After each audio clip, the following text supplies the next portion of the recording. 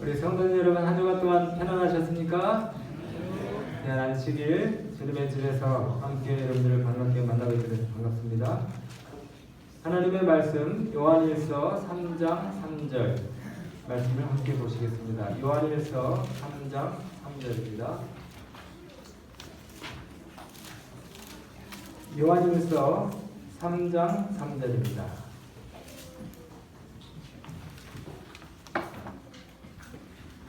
주를 향하여 이 소망을 가진 자마다 그분의 깨끗하심과 같이 자기를 깨끗하게 하느니라. 아멘. 철학자 니체가 한 말 가운데 왜 살아야 하는지 삶의 의미를 아는 사람은 어떤 어려움도 참고 견딘다 하는 말이 있습니다. 왜 살아야 하는지 아는 사람은 어떤 어려움도 참고 견딜 수 있다. 그 도스토예브스키라고 하는 또 문학가가 이런 얘기를 했어요. 삶의 의미를 아는 한 인간은 그 어떤 환경에도 적응할 수 있다. 어떻게 동의하십니까? 이 사람이 살면서 누구나 자신의 삶에서 어떤 그 의미를 찾고자 하는 노력들을 하는데 이것이 바로 사람을 살게 하는 원초적인 동력이 될 수가 있습니다.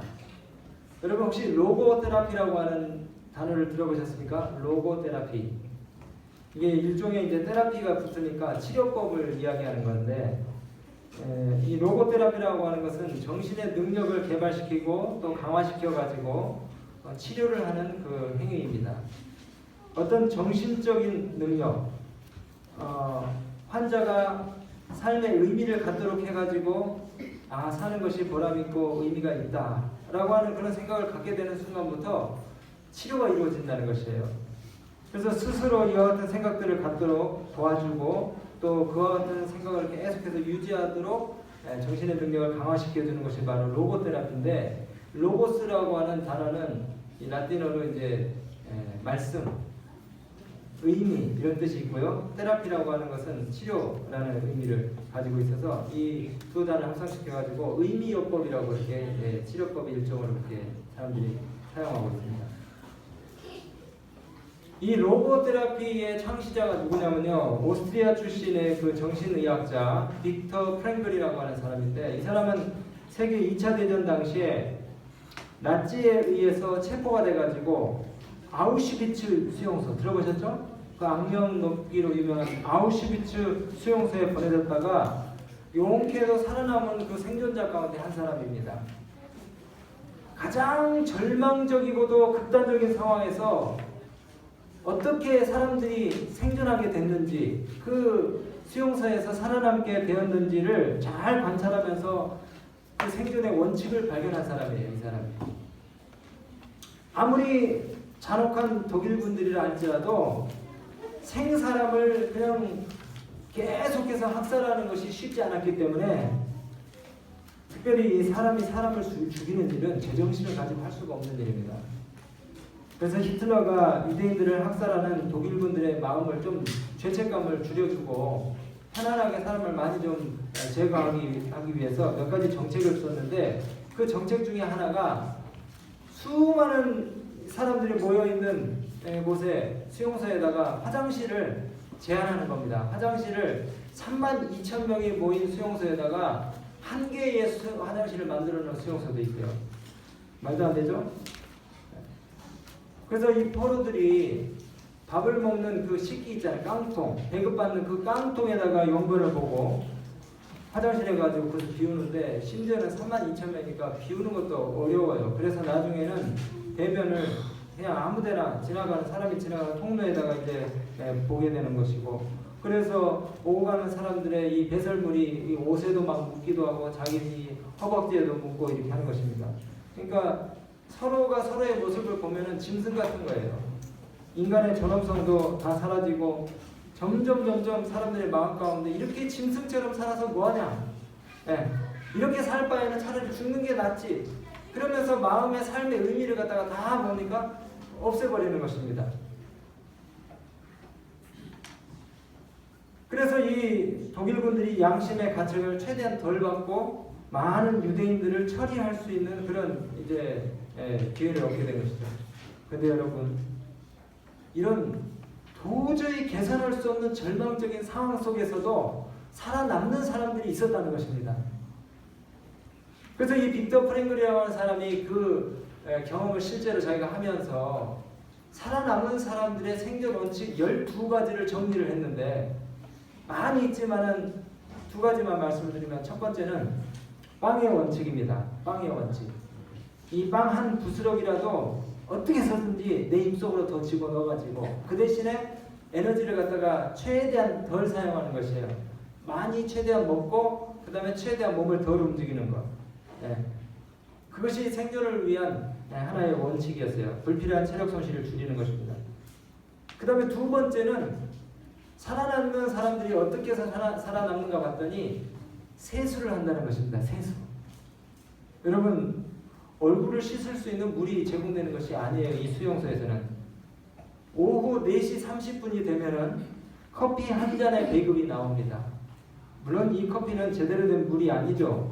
악취가 나는 그런 그 물에다가 생존자들을 위해서 그냥 그 커피 신용을 한 그런 그 구종물, 그거를 그냥 한 컵씩 줍니다.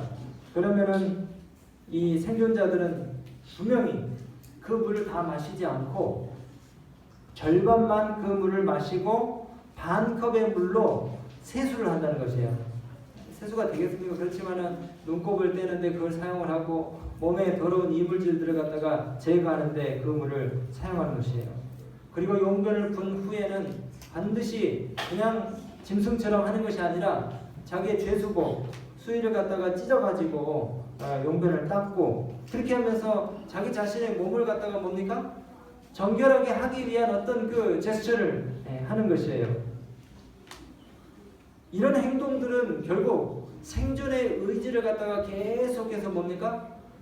생존의 의지를 계속해서 마음 가운데 담는 하나의 행동들인 것입니다.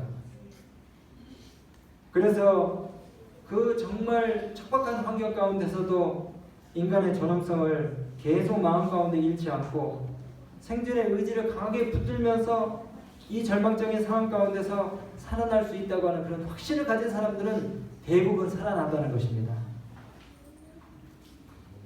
여러분, 어떤 악조건 힘든 상황에서도 삶의 의미를 깨닫고 미래에 대한 소망을 마음에 간직하고 사는 사람들은 환경과 여건에 상관없이 삶을 이겨낼 뿐만 아니라 보람되고 만족하게 살 수 있다는 사실을 우리가 교훈으로 얻게 되는 것입니다. 사랑하는 우리 믿음의 가족 여러분, 우리가 이 진흙탕 같은 세상에서 살아도 세상에 물들지 않고 순결하고 깨끗하게 살아가는 것은 사람들이 알지 못하는, 세상 사람들이 알지 못하는 미래에 대한 소망이 있기 때문인 것이죠. 우리의 소망 불타오르네, 재림은 우리의 소망. 예수님이 곧 오셔서 우리를 고통 없고 아픔 없는 저 아름다운 세상으로 데려갈 것을 우리가 믿기 때문에 우리가 늘 마음 가운데 역경과 어려움 속에서도 희망을 갖고 사는 것입니다. 제가 군에 있을 때 저희 중대장님이 늘 그러셔요. 약간 좀 농담과 그 다음에 약간 그 비아냥거리는 그런 말투로 이렇게 말씀하세요. 야, 너는 술도 안 마시고 담배도 안 피우고 연애도 안 하고 유흥장도 안 가는데 세상 무슨 재미로 사냐, 이렇게 얘기를 하시더라고요. 근데 제가 직접적으로 대답은 안 해드렸지만은 제 마음 가운데 그런 대답이, 이 신앙생활 하는데 희한한 뭔가 말로 설명할 수 있는 매력이 있어요. 그렇기 때문에 뭐 그런 것들 안 해도 나름대로 삶의 의미를 갖고 살 수 있습니다 라고 그렇게 속으로 얘기를 했어요. 여러분, 이 아우슈비츠 수용소에 있는 사람들, 정말 우리가 얘기하는 그 즐거움, 재미를 가지고 우리가 이 사람들의 삶의 의미를 갖다가 판단한다 그러면 진짜 이 사람들은 살 가치가 없는 사람들입니다. 그런데 여러분, 이 사람들이 그 어려운 환경 가운데서도 나름대로의 자기 자신들이 스스로 부여한 미래에 대한 확신과 낙관적인 전망, 이것들이 그들의 마음 가운데 있었기 때문에 끝까지 살아남을 수 있는 생존의 능력들을 발휘할 수 있었던 것이에요. 여러분, 어쩌면 우리도 그와 같은 미래에 대한 소망이 있기 때문에 신앙을 하는 이유를 마음에 담고 사는지 모르겠습니다. 현재를 견디게 하는 힘, 그것이 바로 의미인 것입니다. 주를 향하여 이 소망을 가진 자마다 그분의 깨끗하심과 같이 깨끗게 하느니라. 여러분, 제가 한 26살 때 이제 군대를 갔다 와서 이제 복학을 하고 학생전도사를 다니던 그 한 교회에 집사님이 한 분 계셨어요. 그때 저는 이제 20대 청년이었고 그 집사님은 50대 후반이셨습니다.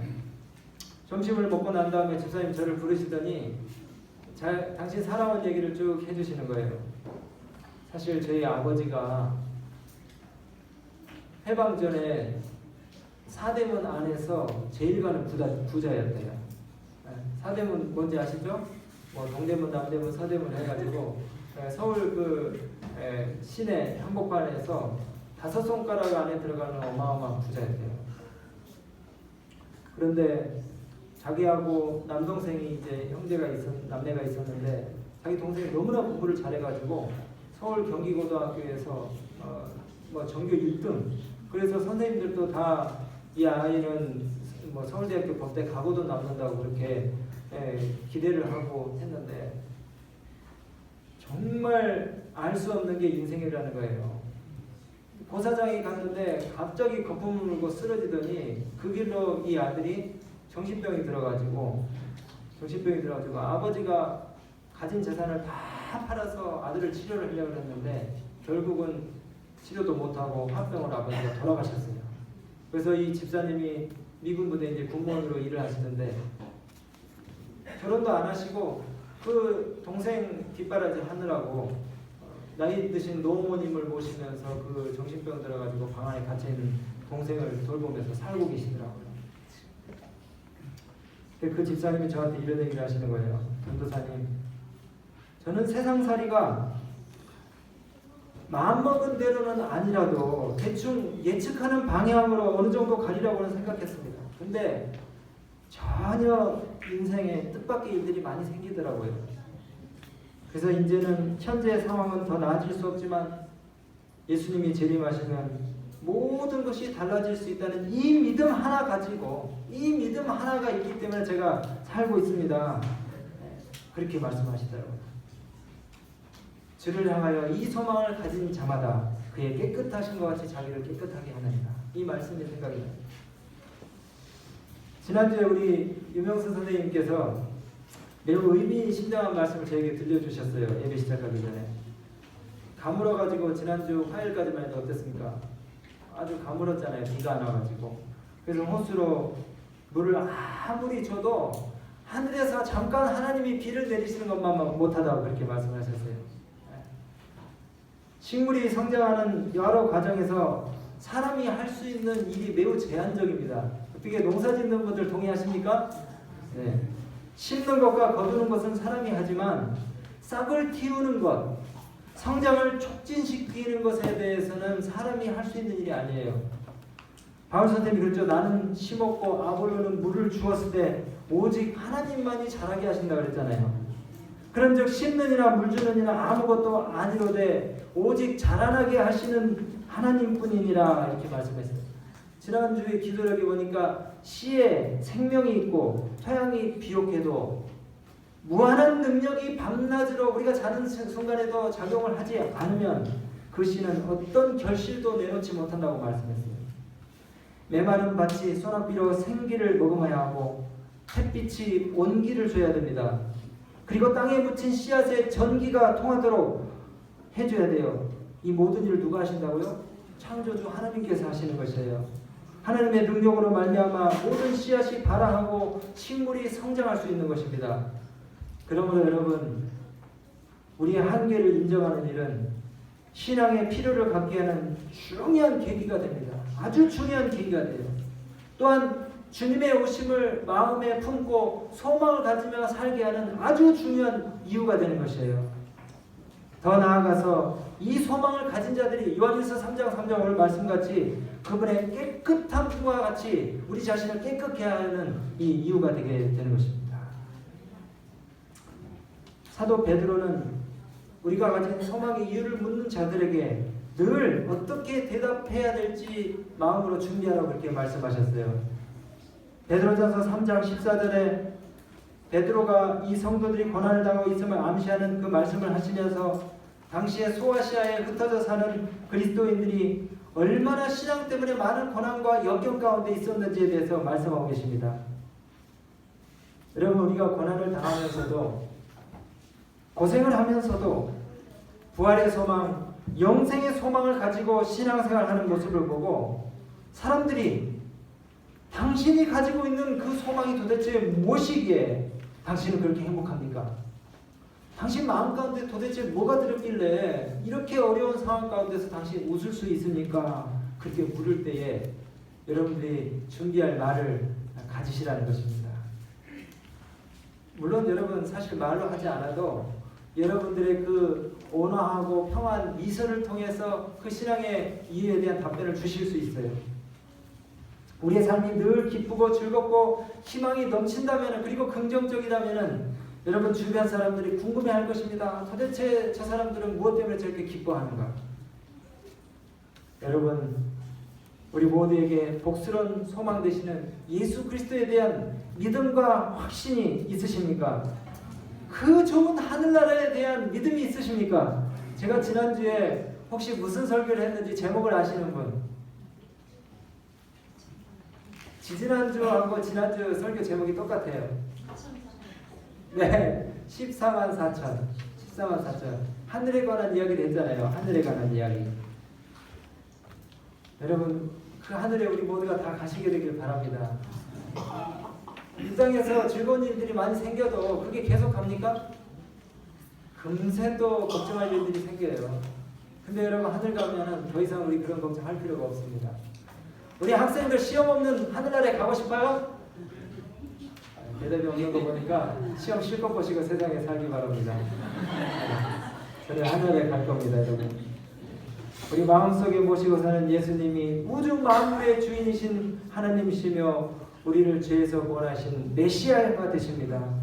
우리가 그분과 함께 살기 때문에 우리의 마음 가운데 늘 소망이 넘쳐나는 것이에요.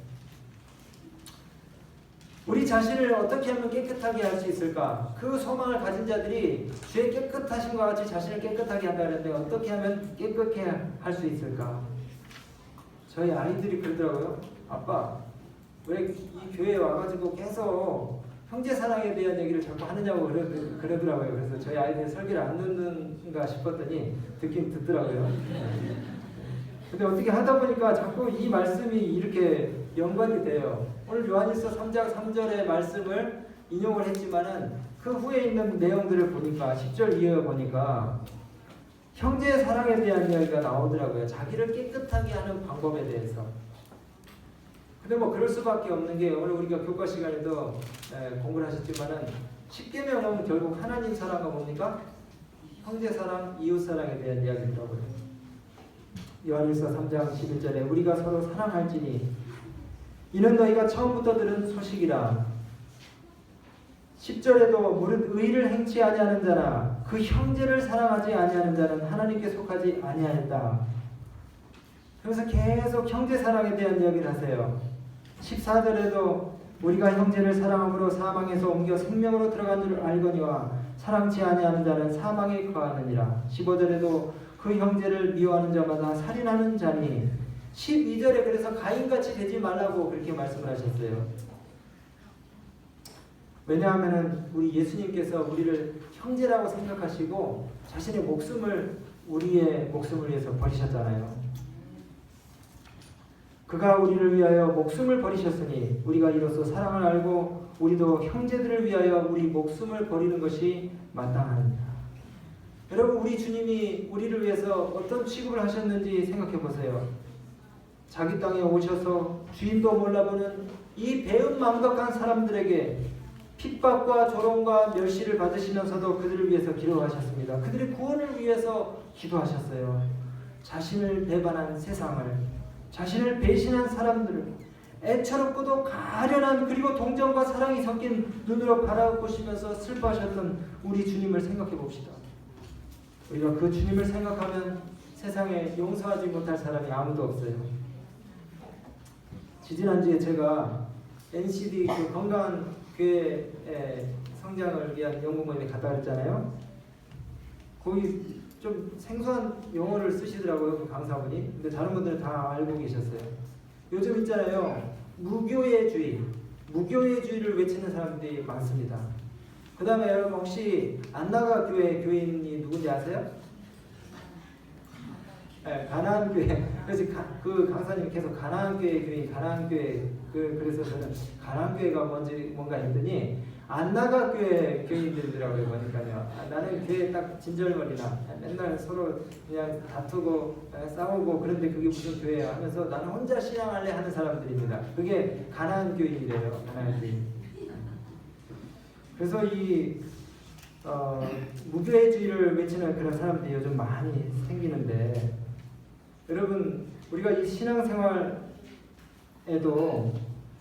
이 아웅다웅 안 하고 혼자 신앙생활 그냥 편하게 마음 편하게 해야 되겠다 그렇게 하는 사람들이 있는데, 여러분 싫든 좋든 이 세상은 다른 사람과 같이 살 수밖에 없는 세상입니다. 네. 신앙생활은 더 그래요.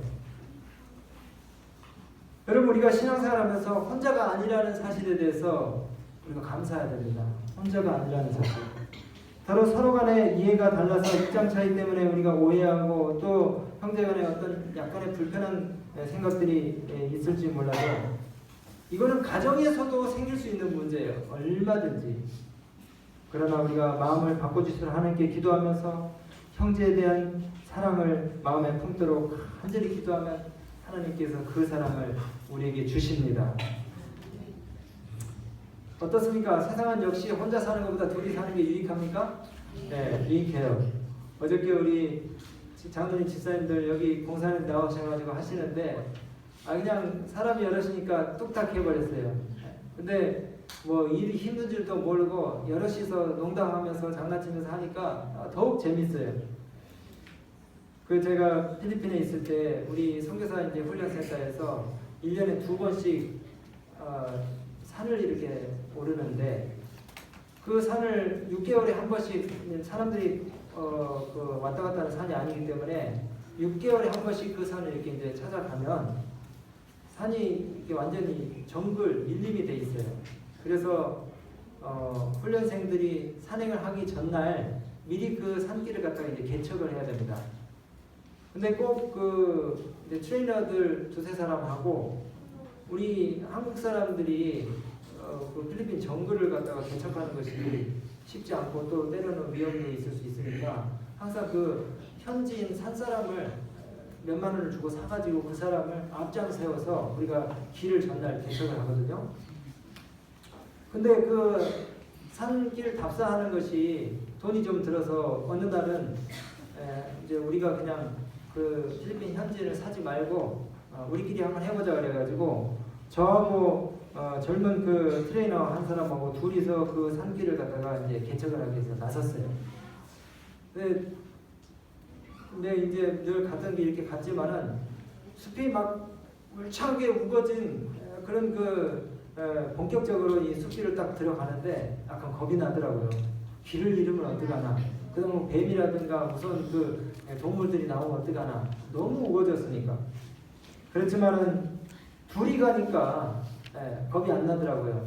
그래서 그 왕복 한 7시간 정도 되는 그 험한 산길을 이 코코넛 자르는 그 붓고칼이 있거든요. 큰 뭉퉁한 칼 그거 하나 가지고 둘이서 산길을 헤치면서 이제 갑니다. 아무래도 현지인보다는 감이 부족하기 때문에 헤매기도 했지만은 둘이 가니까 안 두렵더라고요. 둘이 가니까.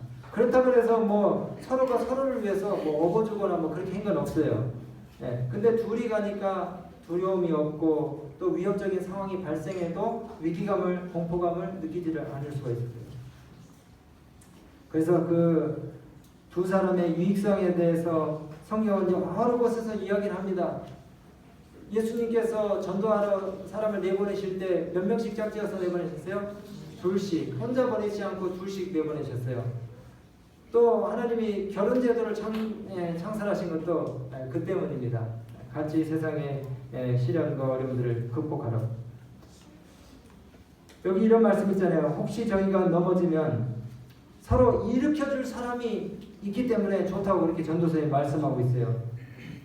이거는 그냥 육체적인 어떤 어려움뿐만이 아니라 갖가지 유혹과 그 다음에 시험들이 와가지고 우리를 공격할 때에도 신앙생활을 하면서 서로에게 믿음의 격려, 용기를 주면서 힘을 얻습니까? 굉장한 힘을 얻게 되는 것입니다. 두 사람이 함께 누우면 또 따뜻하다는 그런 말씀도 있잖아요.